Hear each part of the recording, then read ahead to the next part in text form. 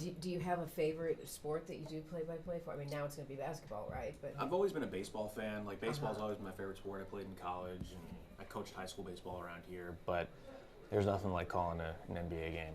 Where did you go to college? Long Island University. Oh, okay. Shortstop? Catcher, actually. Oh, really? Yeah, Oh. yeah. I was the bullpen catcher on a bad team. So I tried to walk on and play D1. I played for a year, and I realized it wasn't going anywhere. So I like to say I retired to the booth. You know? Yeah. Did you play much basketball growing up? Yeah, I played JV and that kind of thing. But being a short white guy. Yeah, but still. Yeah. All right, my friends. So Travis, I guess just initially your reaction to getting the big job. I don't even know how to put into words, to be honest. I mean, this is a dream. Every kid that loves sports sits there in their driveway, and they count down the 3, 2, 1 and take the last second shot, and you do the play-by-play while playing video games. So to actually be in this position to do this full time, it's something I've wanted since I was a kid. It's incredible to be able to be sitting here to talk about it. And tell me how much you know of the Blazers. I mean, what's your history with the Blazers? So I've covered the Trailblazers since 2003. I've been around the team for 16 years, following all the highs, the lows, everything, talking about it in talk show scenarios, and then last year having the opportunity to fill in and call 57 games. I was around the team on the road, traveling, getting to know the players, getting to know the coaches. I love this team. Mm-hmm. What do you love about it?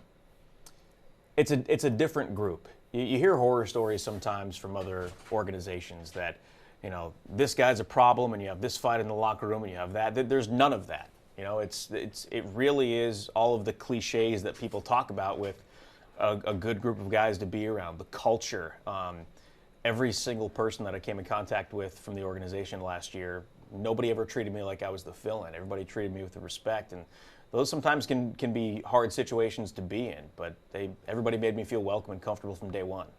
Give me the words to describe it. I go mind-boggling, overwhelming. I mean, you're only the third voice ever of the Portland Trailblazers.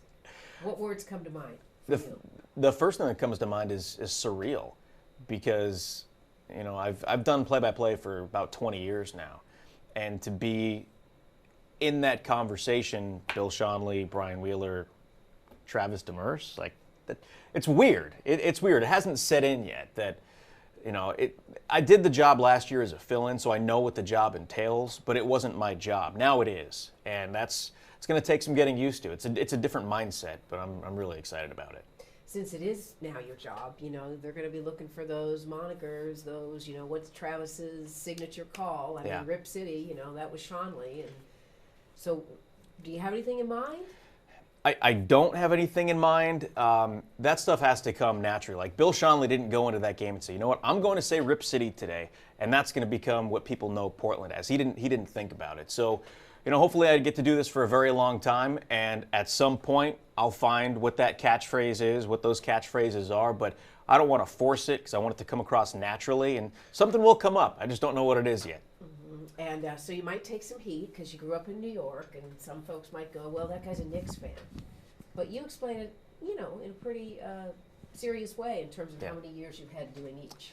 Yeah, I did grow up a Knicks fan, and I don't know when I became a Knicks fan, 8, 9 years old, but I left New York when I was 21 and moved out here. So I was a Knicks fan for 13 or 14 years. I've been covering the Trailblazers for 16 years now, so this is my team. I'll always have a place in my heart for the Knicks, but I love the Trailblazers. I've been covering games, talking to players and coaches for, since 2003. This is my love. I love the Trailblazers, and I couldn't think of a better franchise to be associated with and have the honor of working for than the Trailblazers. This is where I want to be.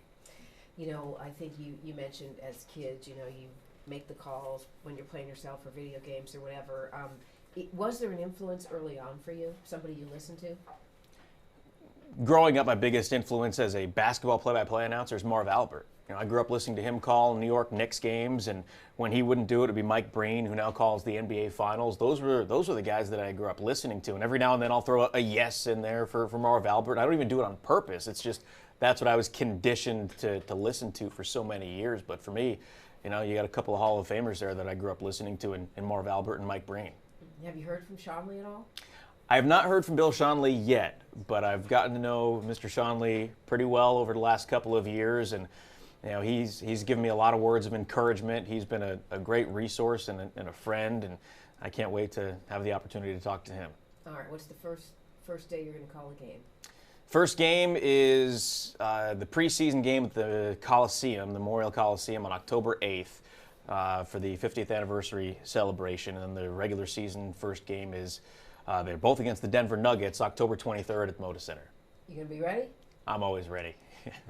Awesome, Travis. Thank you. What other aspects of your life are you changing up now with this new duty? Yeah, so with my radio show, I won't do it on game days. I won't do it on the road. So my co-host Chad Doing, who did an incredible job last year picking up the slack when I was gone, he's going to do the show solo when I'm gone. And as far as work, I'll dial back some of my responsibilities here. But at home, I've got a 16-month-old baby, and my wife, I wouldn't be able to do this without her. I mean, she basically played single mom for a good chunk of the season last year, and yeah, it was stressful because she's got a full-time job, but she was happy to do it and could not have been more supportive, and I'm really lucky to have my family. Awesome. Do you have a boy or a girl? Boy. Boy. Yeah, little boy.